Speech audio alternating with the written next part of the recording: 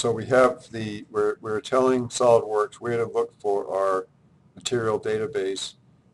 The regular SolidWorks material library is going to be on the C drive of your computer. So if you want to have your own custom materials folder, then you want to make sure that's on your network drive. Okay, so the reason that we would want to do this is because you can't change the SolidWorks library, and in our bill of materials we want everything to have capital letters. So I'm just going to click on that, and if I click on the brass here, you can see that the name is grayed out. I can't change it. So when in doubt, right click, and we'll just say new library. And now what I'm going to do is see, these are the SolidWorks libraries. So I want to navigate to my own library, which would be right here. So this is the folder I want to put it in. Again, I use my initials just to make sure I know that that's the library that's on my network account. And maybe for the name of the library itself,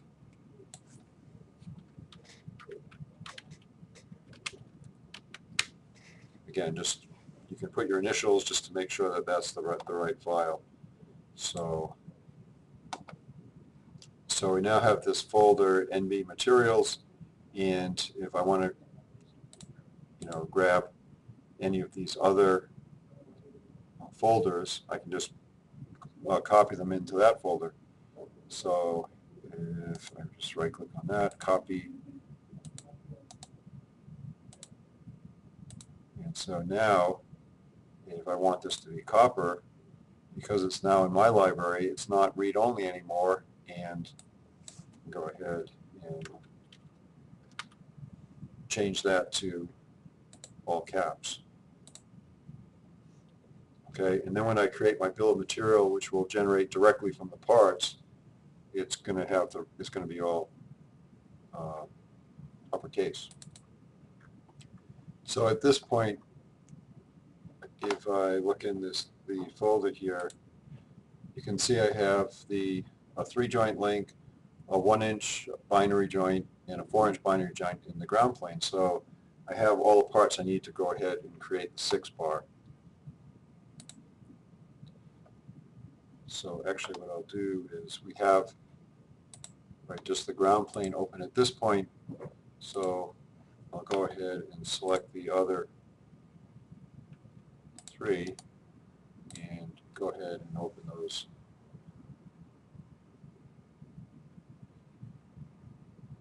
Okay, so now you can see we have all 4 parts open, and at this point we're going to create a new inch assembly.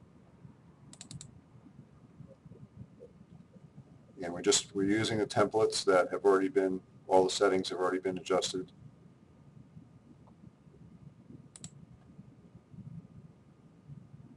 Okay, I'm going to pin this dialog box so that it will keep this open. And first, just click on that ground plane and put that in there. And then the 3 joint links, we'll want 2 of those. And then let's see, we'll have 1 of the binary, the 1-inch, and 2. So that's what we need, and I'm just going to close that now. So at this point I realize that we probably want some spacers as well. So we'll go ahead and create some Delrin spacers, and I'm just going to pause the video and get those ready.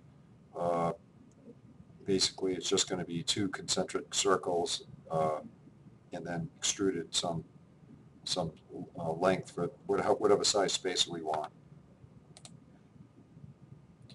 So I'm just adding a Delrin spacer. It's an eighth of an inch thick, and I also made one that's a 1/4 of an inch thick and 3/8 of an inch thick. So we have access to those if we need them.